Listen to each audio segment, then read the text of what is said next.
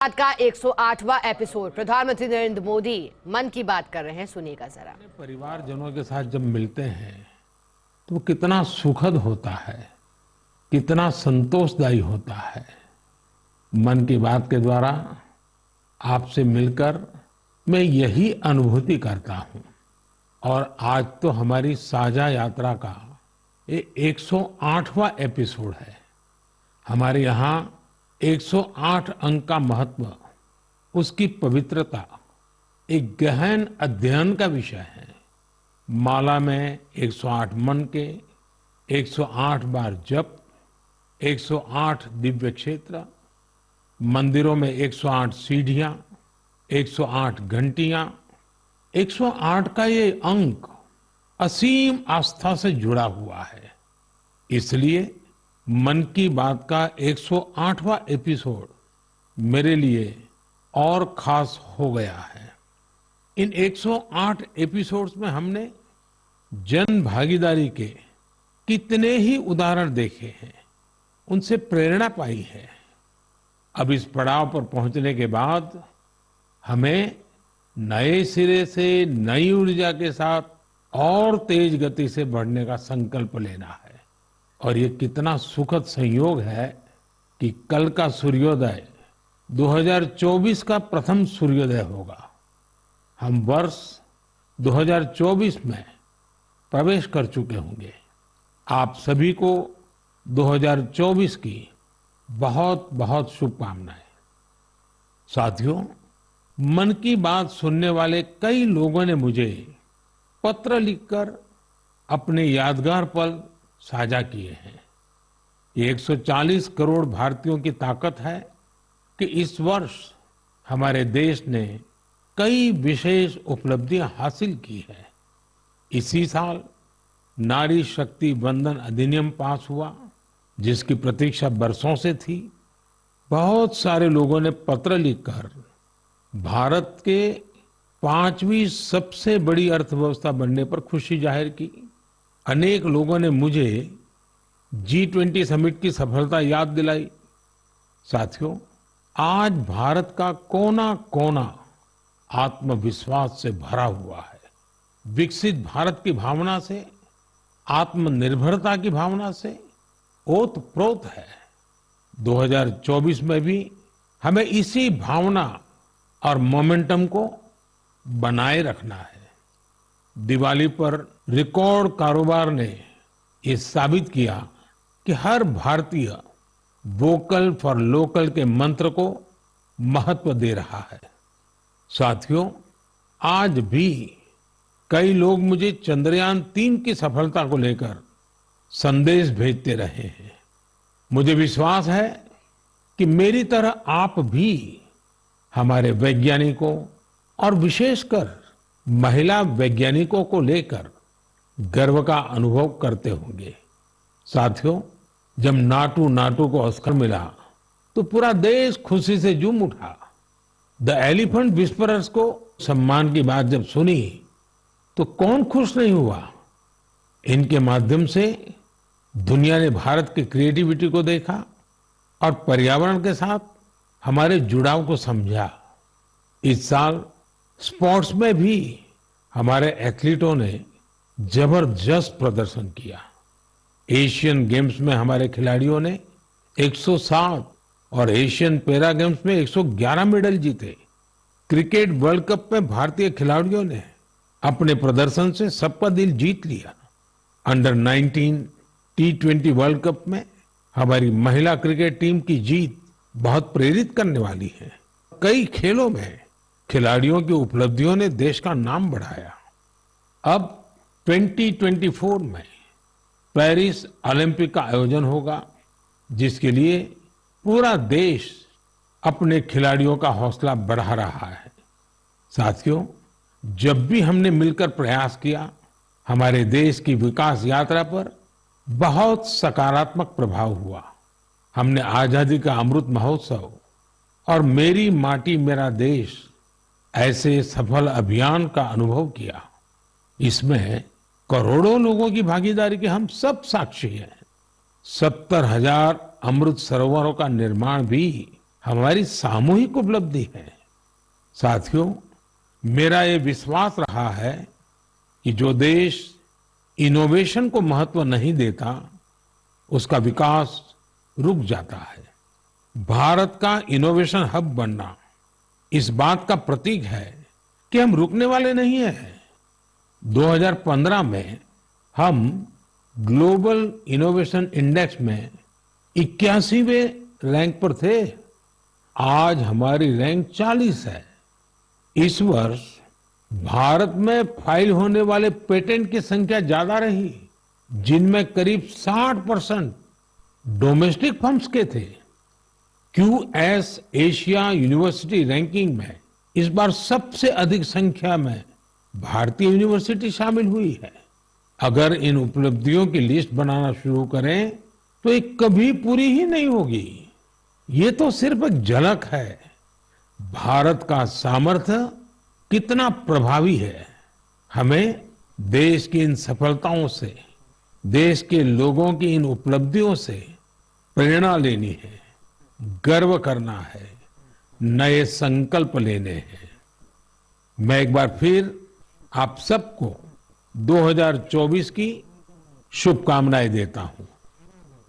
मेरे परिवारजनों, हमने अभी भारत को लेकर हर तरफ जो आशा और उत्साह है उसकी चर्चा की।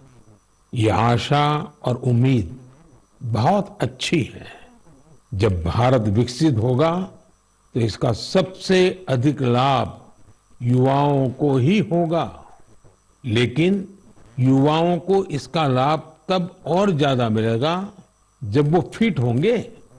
आजकल हम देखते हैं कि लाइफस्टाइल रिलेटेड डिसीज के बारे में कितनी बातें होती हैं। यह हम सभी के लिए, खासकर युवाओं के लिए ज्यादा चिंता की बात है। इस मन की बात के लिए मैंने आप सभी से फिट इंडिया से जुड़े इनपुट भेजने का आग्रह किया था। आप लोगों ने जो रिस्पांस दिया उसने मुझे उत्साह से भर दिया है। नमो ऐप पर बड़ी संख्या में मुझे स्टार्टअप्स ने भी अपने सुझाव भेजे हैं। उन्होंने अपने कई तरह के अनूठे प्रयासों की चर्चा की है। साथियों, भारत के प्रयास से 2023 को इंटरनेशनल ईयर ऑफ मिलेट्स के रूप में मनाया गया। इससे इस क्षेत्र में काम करने वाले स्टार्टअप्स को बहुत सारे अवसर मिले। इनमें लखनऊ से शुरू हुए किरोज फूड्स, प्रयागराज के ग्रैंडमा मिलेट्स और न्यूट्रास्यूटिकल रिच ऑर्गेनिक इंडिया जैसे कई स्टार्टअप शामिल है। एल्पिनो हेल्थ फूड्स, अबोरियल और किरोज फूड से जुड़े युवा हेल्दी फूड के ऑप्शंस को लेकर नए नए इनोवेशन भी कर रहे हैं। बेंगलुरु के अनबॉक्स हेल्थ से जुड़े युवाओं ने ये भी बताया है कि कैसे वे लोगों को उनकी पसंदीदा डाइट चुनने में मदद कर रहे हैं। फिजिकल हेल्थ को लेकर दिलचस्पी जिस तरह से बढ़ रही है, उससे इस क्षेत्र से जुड़े कोचिज और ट्रेनर्स की डिमांड भी बढ़ रही है। जोगो टेक्नोलॉजी जैसे स्टार्टअप्स इस मांग को पूरा करने में मदद कर रहे हैं। साथियों, आज फिजिकल हेल्थ और वेलबींग की चर्चा तो खूब होती है, लेकिन इससे जुड़ा एक और बड़ा पहलू है मेंटल हेल्थ का। मुझे यह जानकर बहुत खुशी हुई है कि मुंबई के इन्फी हिल और योर दोस्त जैसे स्टार्टअप्स मेंटल हेल्थ और वेलबींग को इंप्रूव करने के लिए काम कर रहे हैं। ही नहीं, आज इसके लिए आर्टिफिशियल इंटेलिजेंस जैसी टेक्नोलॉजी का इस्तेमाल भी किया जा रहा है। साथियों, मैं यहाँ कुछ ही स्टार्टअप्स का नाम ले सकता हूँ क्योंकि लिस्ट बहुत लंबी है। मैं आप सभी से आग्रह करूंगा कि फिट इंडिया के सपने को साकार करने की दिशा में इनोवेटिव हेल्थ केयर स्टार्टअप्स के बारे में मुझे जरूर लिखते रहें। मैं आपके साथ फिजिकल और मेंटल हेल्थ के बारे में बात करने वाले जाने माने लोगों के अनुभव भी साझा करना चाहता हूं। ये पहला मैसेज सदगुरु जग्गी वासुदेव जी का है।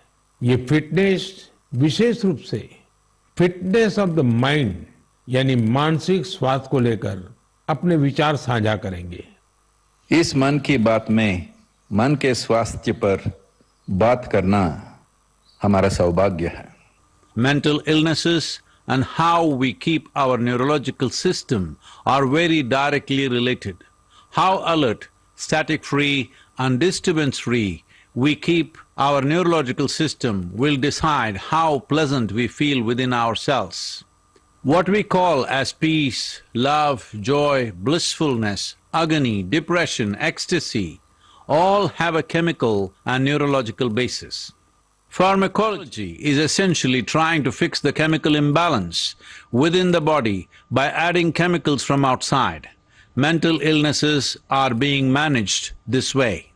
But we must realize that taking chemicals from outside in the form of medications is necessary when one is in extreme situation. Working for an internal mental health situation or working for an equanimous chemistry within ourselves, a chemistry of peacefulness, joyfulness, blissfulness, is something that has to be brought into every individual's life, into the cultural life of a society and the nations around the world and the entire humanity. It's very important we understand our mental health, our sanity is a fragile privilege. We must protect it, we must nurture it. For this, there are many levels of practices in the yogic system. Completely internalized processes that people can do as simple practices with which they can bring certain equanimity to their chemistry and certain calmness to their neurological system. The technologies of inner well-being is what we call as the yogic sciences. Let's make it happen. सामान्य तौर पर सदगुरु जी ऐसे ही बेहतरीन तरीके से अपनी बातों को सामने रखने के लिए जाने जाते हैं। आइए अब हम जानी मानी क्रिकेट खिलाड़ी हरमनप्रीत कौर जी को सुनते हैं। नमस्कार, मैं अपने देशवासियों को मन की बात के माध्यम से कुछ कहना चाहती हूँ। माननीय प्रधानमंत्री श्री नरेंद्र मोदी जी के फिट इंडिया की पहल मुझे अपने फिटनेस मंत्र आप सभी के साथ शेयर करने के लिए प्रोत्साहित किया है। आप सभी को मेरा पहला सजेशन यही है, one can not out train a bad diet. इसका अर्थ ये है, आप कब खाते हो और क्या खाते हो, इसके बारे में आपको बहुत सावधान रहना होगा। हाल ही में माननीय प्रधानमंत्री मोदी जी ने सभी को बाजरा खाने के लिए इनकरेज किया है, जो कि इम्यूनिटी बढ़ाता है और टिकाऊ खेती करने में सहायता करता है और पचाने में भी आसान है। रेगुलर एक्सरसाइज और 7 घंटे की पूरी नींद बॉडी के लिए बहुत जरूरी है और फिट रहने के लिए मदद करती है। इसके लिए बहुत डिसिप्लिन एंड कंसिस्टेंसी की जरूरत होगी। जब आपको इसका रिजल्ट मिलने लग जाएगा तो आप डेली खुद ही एक्सरसाइज करना स्टार्ट कर दोगे। मुझे आप सबसे बात करने और अपना फिटनेस मंत्र शेयर करने का अवसर देने के लिए माननीय प्रधानमंत्री जी का बहुत धन्यवाद। हरमनप्रीत जी जैसी प्रतिभाशाली खिलाड़ी की बातें निश्चित रूप से आप सभी को प्रेरित करेगी। आइए ग्रैंड मास्टर विश्वनाथन आनंद जी को सुने। हम सभी जानते हैं कि उनके खेल शतरंज के लिए मेंटल फिटनेस का कितना महत्व है। Namaste. I'm Vishwanathan Anand. You have seen me play chess, and very often I'm asked, what is your fitness routine? Now, chess requires a lot of focus and patience. So I do the following, which keeps me fit and agile. I do yoga 2 times a week. I do cardio 2 times a week. And 2 times a week, I focus on flexibility, stretching, weight training, and I tend to take 1 day off per week. All of these are very important for chess. You need to have the stamina to last 6 or 7 hours of intense mental effort, but you also need to be flexible to be able to sit comfortably, and the ability to regulate your breath to calm down is helpful when you want to focus on some problem, which is usually a chess game. My fitness tip to all Man Ki Baat listeners would be to keep calm and focus on the task at hand. The best fitness tip, for me, absolutely the most important fitness tip, is to get a good night's sleep. Do not start sleeping for 4 and 5 hours a night. I think 7 or 8 is an absolute minimum. So we should try as hard as possible to get a good night's sleep, because that is when the next day you're able to get through the day in calm fashion. You don't make impulsive decisions. You're in control of your emotions. For me, sleep is the most important fitness tip. आइए अब अक्षय कुमार जी को सुनते हैं। नमस्कार, मैं हूं अक्षय कुमार। सबसे पहले तो मैं हमारे आदरणीय प्रधानमंत्री जी का बहुत शुक्रिया करता हूं कि उनके मन की बात में मुझे भी अपने मन की बात आपको कह पाने का एक छोटा सा मौका मिला। आप लोग जानते हैं कि मैं फिटनेस के लिए जितना पैशनेट हूं, उससे भी कई ज्यादा पैशनेट हूं नेचुरल तरीके से फिट रहने के लिए। मुझे ना ये फैंसी जिम से ज्यादा पसंद है बाहर स्विमिंग करना, बैडमिंटन खेलना, सीढ़ियां चढ़ना, मुद्गर से कसरत करना, अच्छा हेल्दी खाना खाना। जैसे मेरा ये मानना है कि शुद्ध घी अगर सही मात्रा में खाया जाए तो हमें फायदा करता है, लेकिन मैं देखता हूं कि बहुत से यंग लड़के लड़कियां इस वजह से घी नहीं खाते कि कहीं वो मोटे ना हो जाए। बहुत जरूरी है कि हम ये समझे कि क्या हमारी फिटनेस के लिए अच्छा है और क्या बुरा है। डॉक्टर्स की सलाह से आप अपना लाइफस्टाइल बदलो, ना कि किसी फिल्म स्टार की बॉडी देखकर। एक्टर स्क्रीन पे जैसे दिखते हैं वैसे तो कई बार होते भी नहीं है। कई तरह के फिल्टर और स्पेशल इफेक्ट्स यूज होते हैं और हम उसे देखकर अपने शरीर को बदलने के लिए गलत तरीके शॉर्टकट का इस्तेमाल करना शुरू कर देते हैं। आजकल इतने सारे लोग स्टेरॉइड लेकर ये 6 पैक 8 पैक इसके लिए चल पड़ते हैं। यार, ऐसे शॉर्टकट से बॉडी ऊपर से फूल जाती है लेकिन अंदर से खोखली रह जाती है। आप लोग याद रखिएगा कि shortcut can cut your life short. आपको शॉर्टकट नहीं, लॉन्ग लास्टिंग फिटनेस चाहिए। दोस्तों, फिटनेस एक तरह की तपस्या है, इंस्टेंट कॉफी या 2 मिनट का नूडल नहीं है। इस नए साल में अपने आप से वादा करो, नो केमिकल्स, नो शॉर्टकट, कसरत, योग, अच्छा खाना, वक्त पे सोना, थोड़ा मेडिटेशन और सबसे जरूरी, जैसे आप दिखते हो ना, उसे खुशी से एक्सेप्ट करो। आज के बाद फिल्टर वाली लाइफ नहीं, फिटर वाली लाइफ जियो। Take care. जय महाकाल। इस सेक्टर में कई और स्टार्टअप्स हैं, इसलिए मैंने सोचा कि एक युवा स्टार्टअप फाउंडर से भी चर्चा की जाए जो इस क्षेत्र में बेहतरीन काम कर रहे हैं। नमस्कार, मेरा नाम ऋषभ मल्होत्रा है और मैं बैंगलोर का रहने वाला हूं। मुझे ये जानकर बेहद खुशी हुई कि मन की बात में फिटनेस पर चर्चा हो रही है। मैं खुद फिटनेस की दुनिया से बिलोंग करता हूं और बैंगलोर में हमारा एक स्टार्टअप है जिसका नाम है तगड़ा रहो। हमारा स्टार्टअप भारत के पारंपरिक व्यायाम को आगे लाने के लिए बनाया गया है। भारत के पारंपरिक व्यायाम में एक बहुत ही अद्भुत व्यायाम है जो है गदा व्यायाम, और हमारा पूरा फोकस गदा और मुग्दर व्यायाम पर ही है। लोगों को जानकर आश्चर्य होता है कि आप गदा से सारी ट्रेनिंग कैसे कर लेते हैं। मैं ये बताना चाहूंगा कि गदा व्यायाम हजारों साल पुराना व्यायाम है और ये हजारों सालों से भारत में चलता आ रहा है। आपने इसे छोटे बड़े अखाड़ों में देखा होगा और हमारे स्टार्टअप के माध्यम से हम इसे एक आधुनिक फॉर्म में वापस लेके आए हैं। हमें पूरे देश से बहुत प्यार मिला है, बहुत अच्छा रिस्पांस मिला है। मन की बात के माध्यम से मैं ये बताना चाहूंगा कि इसके अलावा भी भारत में बहुत से ऐसे प्राचीन व्यायाम हैं, हेल्थ और फिटनेस से रिलेटेड विधि है जो हमें अपनानी चाहिए और दुनिया में आगे भी सिखानी चाहिए। मैं फिटनेस पर्सनल टिप देना चाहूंगा। गदा व्यायाम से आप अपना बल, अपनी ताकत, अपना पोस्चर और अपनी ब्रीदिंग को भी ठीक कर सकते हैं। तो गदा व्यायाम को अपनाएं और इसे आगे बढ़ाएं। जय हिंद। साथियों, हर किसी ने अपने विचार रखे हैं, लेकिन सबका एक ही मंत्र है, हेल्दी रहें, फिट रहें। 2024 की शुरुआत करने के लिए आपके पास अपनी फिटनेस से बड़ा संकल्प और क्या होगा। मेरे परिवारजनों, कुछ दिन पहले काशी में एक एक्सपेरिमेंट हुआ था जिसे मैं मन की बात के श्रोताओं को जरूर बताना चाहता हूं। आप जानते हैं कि काशी तमिल संगमम में हिस्सा लेने के लिए हजारों लोग तमिलनाडु से काशी पहुंचे थे। वहां मैंने उन लोगों से संवाद के लिए artificial intelligence AI tool Bhashini का सार्वजनिक रूप से पहली बार उपयोग किया। मैं मंच से हिंदी में संबोधन कर रहा था, लेकिन एआई टूल भाषिणी की वजह से वहां मौजूद तमिलनाडु के लोगों को मेरा वही संबोधन उसी समय तमिल भाषा में सुनाई दे रहा था। काशी तमिल संगमम में आए लोग इस प्रयोग से बहुत उत्साहित दिखे। वो दिन दूर नहीं जब किसी एक भाषा में संबोधन हुआ करेगा और जनता रियल टाइम में उसी भाषण को अपनी भाषा में सुना करेगी। ऐसा ही फिल्मों के साथ भी होगा। जब जनता सिनेमा हॉल में एआई की मदद से रियल टाइम ट्रांसलेशन सुना करेगी, आप अंदाजा लगा सकते हैं कि जब ये टेक्नोलॉजी हमारे स्कूलों, हमारे अस्पतालों, हमारी अदालतों में व्यापक रूप से इस्तेमाल होने लगेगी तो कितना बड़ा परिवर्तन आएगा।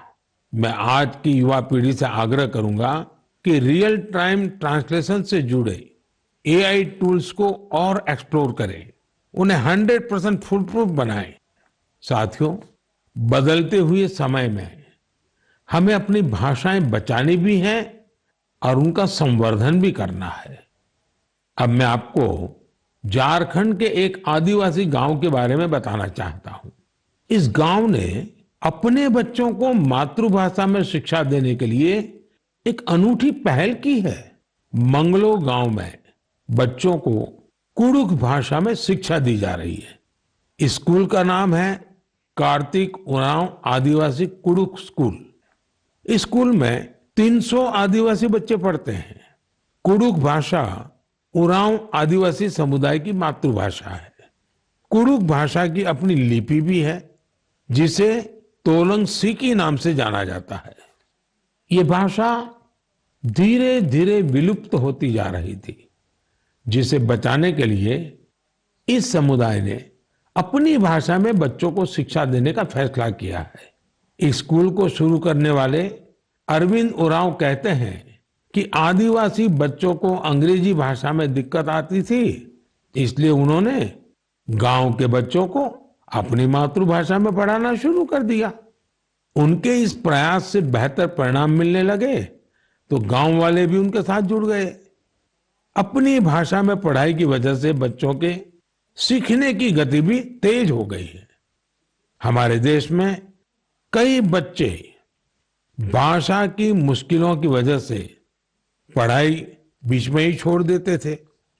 ऐसी परेशानियों को दूर करने में नई राष्ट्रीय शिक्षा नीति से भी मदद मिल रही है। हमारा प्रयास है कि भाषा किसी भी बच्चे की शिक्षा और प्रगति में बाधा नहीं बननी चाहिए। साथियों, हमारी भारत भूमि को हर कालखंड में देश की विलक्षण बेटियों ने गौरव से भर दिया है। सावित्रीबाई फुले जी और रानी वेलु नाचियार जी देश की ऐसी ही दो विभूतियां हैं। उनका व्यक्तित्व ऐसे प्रकाश स्तंभ की तरह है जो हर युग में नारी शक्ति को आगे बढ़ाने का मार्ग दिखाता रहेगा। आज से कुछ ही दिनों बाद 3 जनवरी को हम सभी इन दोनों की जन्म जयंती मनाएंगे। सावित्रीबाई फुले जी का नाम आते ही सबसे पहले शिक्षा और समाज सुधार के क्षेत्र में उनका योगदान हमारे सामने आता है। वे हमेशा महिलाओं और वंचितों की शिक्षा के लिए जोरदार तरीके से आवाज उठाती रही। वे अपने समय से बहुत आगे थी और उन गलत प्रथाओं के विरोध में हमेशा मुखर रही। शिक्षा से समाज के सशक्तिकरण पर उनका गहरा विश्वास था।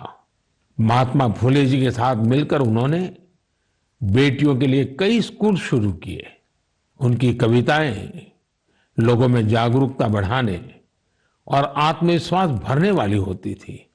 लोगों से हमेशा उनका यह आग्रह रहा कि वे जरूरत में एक दूसरे की मदद करें और प्रकृति के साथ भी समरसता से रहें। वे कितनी दयालु थी, इसे शब्दों में नहीं समेटा जा सकता। जब महाराष्ट्र में अकाल पड़ा तो सावित्रीबाई और महात्मा फुले ने जरूरतमंदों की मदद के लिए अपने घरों के दरवाजे खोल दिए। सामाजिक न्याय का ऐसा उदाहरण विरले ही देखने को मिलता है। जब वहां प्लेग का भय व्याप्त था तो उन्होंने खुद को लोगों की सेवा में झोंक दिया। इस दौरान वे खुद इस बीमारी की चपेट में आ गई। मानवता को समर्पित उनका जीवन आज भी हम सभी को प्रेरित कर रहा है। साथियों, विदेशी शासन के खिलाफ संघर्ष करने वाली देश की कई महान विभूतियों में से एक नाम रानी वेलु नाचियार का भी है। तमिलनाडु के मेरे भाई बहन आज भी उन्हें वीरा मंगई यानी वीर नारी के नाम से याद करते हैं। अंग्रेजों के खिलाफ रानी वेलु नाचियार जिस बहादुरी से लड़ी और जो पराक्रम दिखाया वो बहुत ही प्रेरित करने वाला है। अंग्रेजों ने शिवगंगा साम्राज्य पर हमले के दौरान उनके पति की हत्या कर दी थी, जो वहां के राजा थे। रानी वेलु नाचियार और उनकी बेटी किसी तरह दुश्मनों से बच निकली थी। वे संगठन बनाने और मरूद ब्रदर्स यानी अपने कमांडरों के साथ सेना तैयार करने में कई सालों तक जुटी रही। उन्होंने पूरी तैयारी के साथ अंग्रेजों के खिलाफ युद्ध शुरू किया और बहुत ही हिम्मत और संकल्प शक्ति के साथ लड़ाई लड़ी। रानी वेलु नाचियार का नाम उन लोगों में शामिल है जिन्होंने अपनी सेना में पहली बार ऑल विमेन ग्रुप बनाया था। वीरांगनाओं को श्रद्धा सुमन अर्पित करता हूं। मेरे परिवारजनों, गुजरात में डायरा की परंपरा है। रात भर हजारों लोग डायरा में शामिल होकर के मनोरंजन के साथ ज्ञान को अर्जित करते हैं। इस डायरा में लोक संगीत, लोक साहित्य और हास्य की त्रिवेणी हर किसी के मन को आनंद से भर देती है। इस डायरा के एक प्रसिद्ध कलाकार है भाई जगदीश त्रिवेदी जी। हास्य कलाकार के रूप में भाई जगदीश त्रिवेदी जी ने 30 साल से भी ज्यादा समय से अपना प्रभाव जमा रखा है। हाल ही में भाई जगदीश त्रिवेदी जी का मुझे एक पत्र मिला और साथ में उन्होंने अपनी एक किताब भी भेजी है। किताब का नाम है social audit of social service. एक किताब बड़ी अनूठी है। इसमें हिसाब किताब है। ये किताब एक तरह की बैलेंस शीट है। पिछले 6 सालों में भाई जगदीश त्रिवेदी जी को किस किस कार्यक्रम से कितनी आय हुई और वो कहां कहां खर्च हुआ, इसका पूरा लेखा जोखा किताब में है।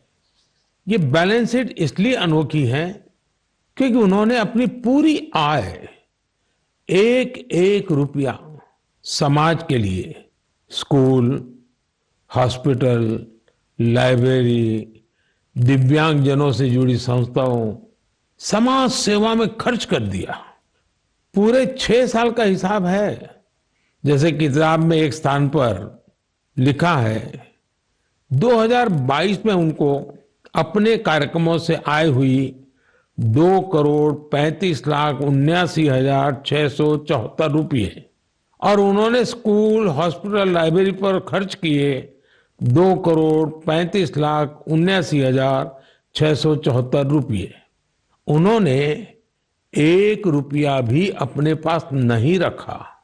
दरअसल इसके पीछे भी एक दिलचस्प वाक्य है।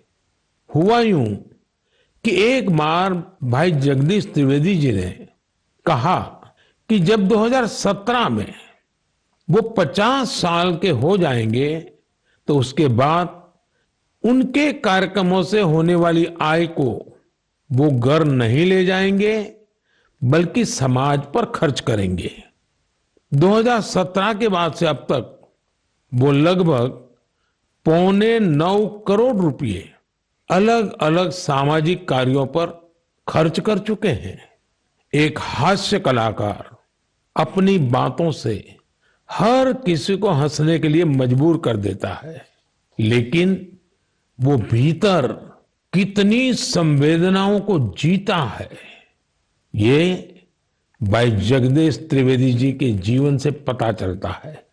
आपको ये जानकर हैरानी होगी कि उनके पास पीएचडी की 3 डिग्रियां भी है। वो 75 किताबें लिख चुके हैं, जिनमें से कई पुस्तकों को सम्मान भी मिला है।